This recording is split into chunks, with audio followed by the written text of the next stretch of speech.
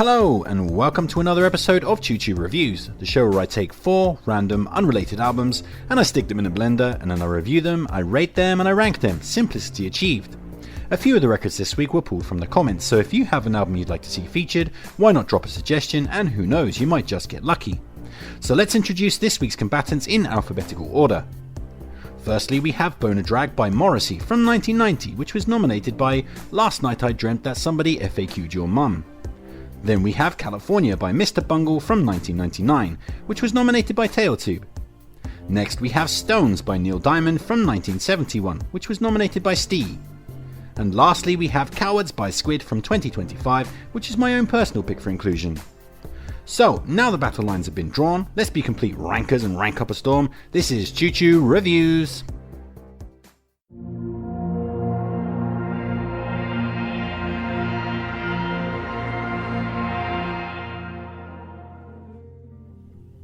So, coming in last place this week we have Cowards by the English indie band Squid, which was the group's third LP and was released a scant few months ago in February 2025. And what we have here is a very modern sounding record that uses lots of fractured micro riffs that combine together like a puzzle to make a bigger picture. It's an odd and specific style of songwriting that helps Squid's brand of indie art rock sound fairly distinctive. Whether that's distinctive in a good way is up for debate, however. The album garnered a good amount of acclaim from the critics upon release, so there's definitely a market for this kind of thing. However, I have to say that I find the record to be fairly unsatisfying. The whole collage micro riff thing is certainly clever, but I do feel that it ultimately leads the songs down a road that has a dearth of melody. The tracks never really coalesce into something that's catchy or emotive. I mean, there is some joy at marvelling at the complexity of the arrangements and the technical and visionary skill that it takes to put together such unique compositions. But the tunes just don't move me in a human way, they feel very mechanical and kind of static. Tracks like The Building, Blood on the Boulders, and Closer, Well Met, Fingers Through the Fence, try to be epic with their gradual build-ups from stark minimalism to swirling noise. But for me, their separate pieces never truly come together and feel very disjointed. Neither part of the lo-fi fieldwork suite manages to find a good enough hook to justify its existence. While one of the album's singles, Cro-Magnon Man, actually kind of annoys with its bit-tune riffage and ugly falsetto refrain. That said, there is something to salvage from the best tunes, even if it is just a sense of intrigue or the notion that yeah, sonically speaking, the best moments do sound pretty cool. Opener Crispy Skin does the whole complex gradually building up thing quite well. Title track Cowards succeeds because it has something that most of the other tracks don't have, namely a stable melody. While Showtime has a dynamic ebb and flow, keeping you guessing as to which direction the track is going to shift in. So yeah, Cowards is a technically impressive album of splintered art rock, but something is missing for me. The record lacks a soul or a beating heart. I mean, it's pretty cool, but sometimes simply being cool is not enough. You also need a bit of depth underneath the surface too, which is something I feel that Squid lack. 3 stars.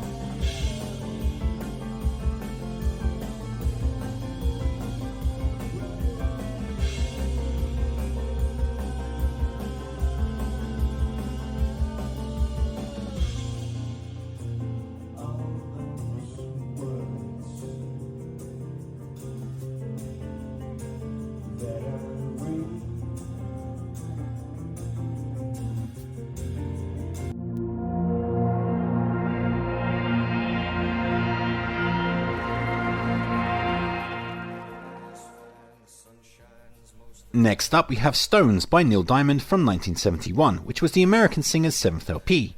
And Neil Diamond is a bit of a questionable old soul, isn't he? On one hand he offers up pleasant, melodically salient, major chorded, easy listening MOR. On the other hand the guy doesn't have an original bone in his body, coming off as 2 parts Bob Dylan, 1 part Frank Sinatra and 1 part late period Elvis Presley. Yet he doesn't have the gravitas or ingenuity of any of those artists. In a way, Neil Diamond kind of reminds me of a prototype for Billy Joel, which is not really a complaint as my love for Billy has been well documented. But still, Neil Diamond feels like the shadow of other artists, rather than something original, which is an accusation that always plagued poor old Billy Joel too. But Neil's music is still not bad, it kinda reminds me of pepperoni pizza. Everybody knows what pepperoni pizza tastes like. It's not fancy or unique, in fact it's pretty basic and unimpressive, but it still tastes good. And so it is here. Stones is an album of sweeping ballads and melancholy folkier cuts that is bolstered, quite effectively I might add, by a bombastic string section. It's about as predictable as Donald Trump tanking the economy, but it still fundamentally works. Unlike Donald Trump, who fundamentally is a fucking nutjob. Highlights on a solidly robust yet hardly groundbreaking LP includes the opening I Am, I Said, which is as velveteen a ballad as you could possibly hope for. Its wilting melody grandiose in all the right ways. Husbands and Wives has a lovely barroom country music twinkle to it that is instantly appealing. Chelsea Morning is buoyed by an ecstatic string section that bursts out of the song like a crazed knife-wielding Arsenal fan out for Chelsea blood.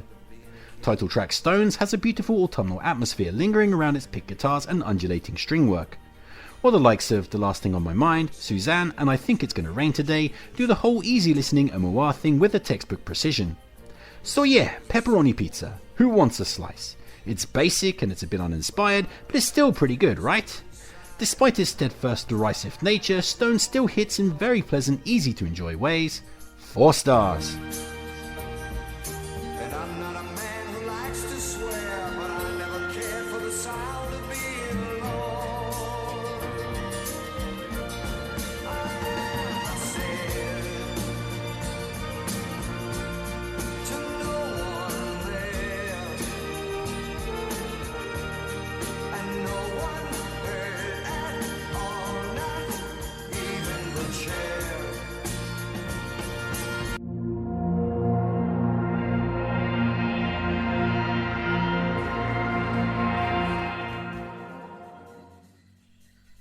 Next up we have California by the American rock band Mr. Bungle from 1999, which was the group's 3rd LP. And first things first, I wonder if somewhere out there's a nihilistic punk band called Mr. Zippy, or a super gay high energy disco act called Mr. George. If I was a betting man, I'd say yes. Anyway, Mr. Bungle are an experimental rock band in the purest form, as in, the majority of these songs make zero sense when viewed through a conventional lens. They're all over the place in their structures, genre mashups and instrumentation.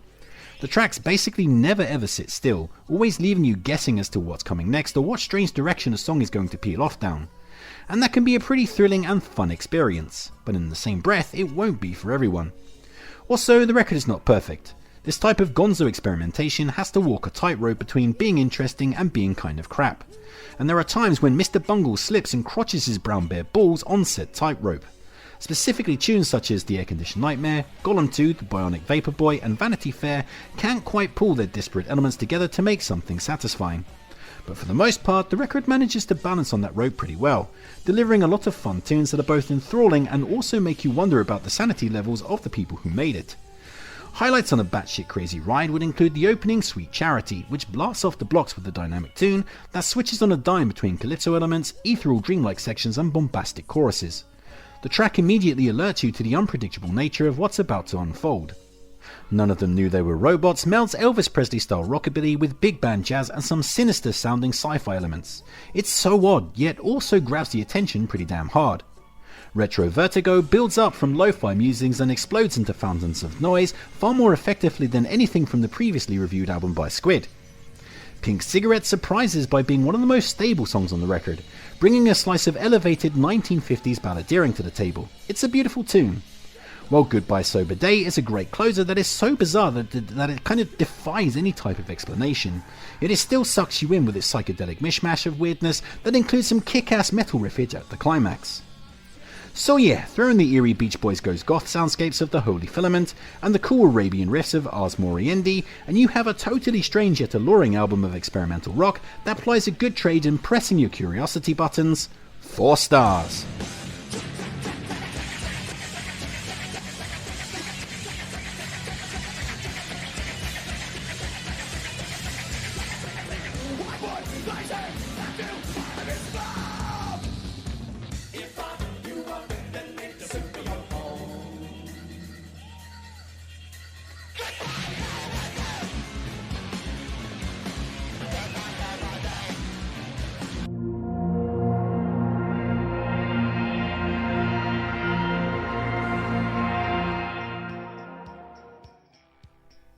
Coming in first place this week and taking home the Chuchu Review's gold medal, we have Bona Drag by Morrissey from 1990, which was the English icon's first major compilation of his career, following in the footsteps of his debut solo LP, Viva Hate.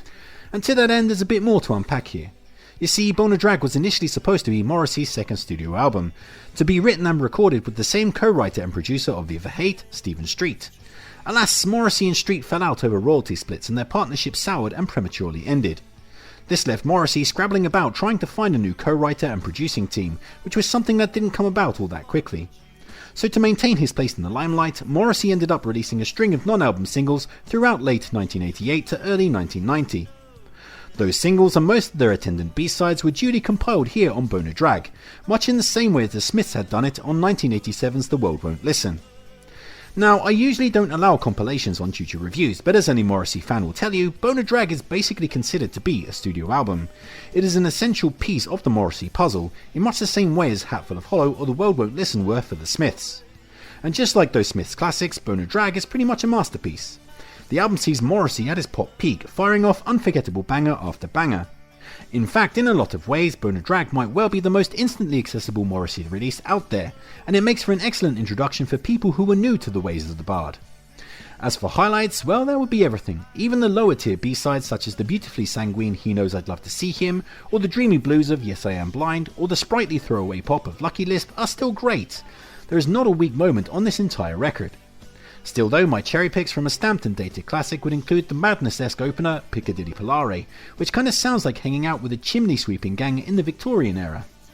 We'll Never Marry is a sumptuously emotive ballad, as Moz mournfully announces, "I'm writing this to say in a gentle way, thank you but no, I will live my life as I will undoubtedly die, alone." Such a little thing makes such a big difference turns on the comedic charm, as over a wistful jangler, Morrissey tells us what we've all come to know as the truth. There you go, wielding a bicycle chain. Why won't you change? I will not change, and I will not be nice. Hey, I mean, say what you want about the guy, at least he sticks to his principles. The Last of the Famous International Playboys is one of the catchiest little nuggets of 1980s jangle pop ever put to tape. Hairdresser on Fire is fantastic with its misleading string intro and rockist groove, while Disappointed works as a great closer with its rolling tom attack and fun lyrics that purposely caught controversy with a tongue firmly planted in the cheek. But I'm just scratching the surface there. I mean, who could ever forget the churning guitars of November Spawned the Monster, or the charming lightweight wispiness of Interesting Drug, or the off-kilter melodies of the ghostly Ouija Board. But, you know, if I did have to nitpick, well, I mean, the record is pretty much perfect, but I would say that the inclusion of the singles from Viva Hate, namely Suede Head and Every Day is Like Sunday, is unnecessary. I mean, in no universe could they ever be considered bad songs, in point of fact, they're iconic classics, but they do feel like overkill here. I mean, I think there's a good reason why they're tucked away like guilty pleasures on the back end of the track list, but that is a very minor nitpick at best. So yeah, it's good to finally get a proper review of Bona Drag in the books. Although it's technically a compilation, the record holds a very special place in the hearts of Morrissey fans and is one of his catchiest and most outright effusive releases. 5 stars! And that's another episode of Chuchu Reviews in the bag. Of course, I know you'd rank these records differently, so why not sound off in the comments and tell me which one would have won for you, and maybe drop a nomination while you're there. Don't forget to like, share, subscribe and all that other kind of YouTube jazz. Make sure to take care of yourself, but most importantly, just keep on ranking!